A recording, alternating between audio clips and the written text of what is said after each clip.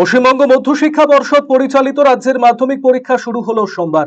এদিন প্রথম দিনের প্রথম ভাষার পরীক্ষা পর্বকে ঘিরে সকাল থেকে উত্তরবঙ্গের বিভিন্ন জেলায় উৎসাহ এবং উদ্দীপনার সাথে নিজ নিজ পরীক্ষা কেন্দ্রে উপস্থিত হন পরীক্ষার্থীরা।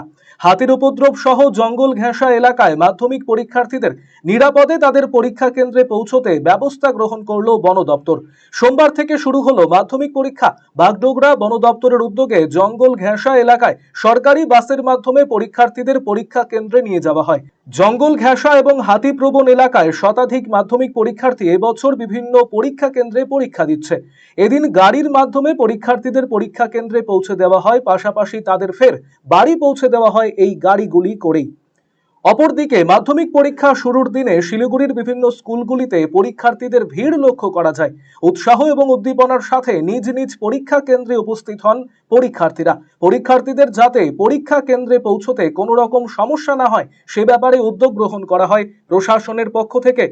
এরই পাশাপাশি কড়া নিরাপত্তার মধ্য দিয়ে জলপাইগুড়ি জেলায় শুরু হলো মাধ্যমিক পরীক্ষা। এবারে জেলায় মোট মাধ্যমিক পরীক্ষার্থীর সংখ্যা 26,902 জন।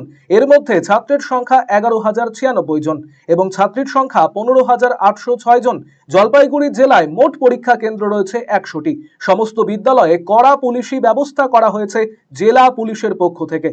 এরই পাশাপাশি বনাঞ্চল এলাকাগুলিতে ছাত্রছাত্রীদের জন্য গাড়ির ব্যবস্থা করা হয়েছে পরীক্ষা কেন্দ্রে নিয়ে যাওয়া এবং আসার জন্য।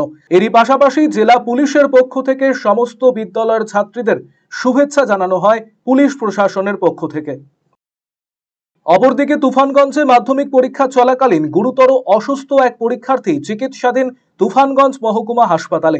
পরীক্ষা চলাকালীন হঠাৎই অসুস্থ হয়ে পড়ে ওই পরীক্ষার্থী। তড়িঘড়ি স্কুলের শিক্ষকেরা তাকে তুফানগঞ্জ মহকুমা হাসপাতালে নিয়ে আসে। এরই পাশাপাশি ধূপগুড়ি এবং বানারহাট ব্লকের এবারের মাধ্যমিক পরীক্ষার্থীদের জঙ্গল পেরিয়ে বন্যপ্রাণীদের করিডোর দিয়েই পরীক্ষা কেন্দ্রে যাওয়ার ছবি উঠে এলো, যা অত্যন্ত ঝুঁকিপূর্ণ। তাদের কথা মাথায় রেখেই বন দপ্তরের বাড়তি ভূমিকা এবারে লক্ষ্য করা গেল। একদিকে দেখা যাচ্ছে বনকর্মীরা বিভিন্ন বন্যপ্রাণীর করিডোরগুলিতে বাড়তি কর্মচারী নিয়োগ করেছেন, পাশাপাশি বন দপ্তরের গাড়িতে করেই একেবারে পরীক্ষার্থীদের বাড়ি থেকে পরীক্ষা কেন্দ্রে পৌঁছে দেওয়া হচ্ছে। ব্যুরো রিপোর্ট, আরসিটিভি সংবাদ।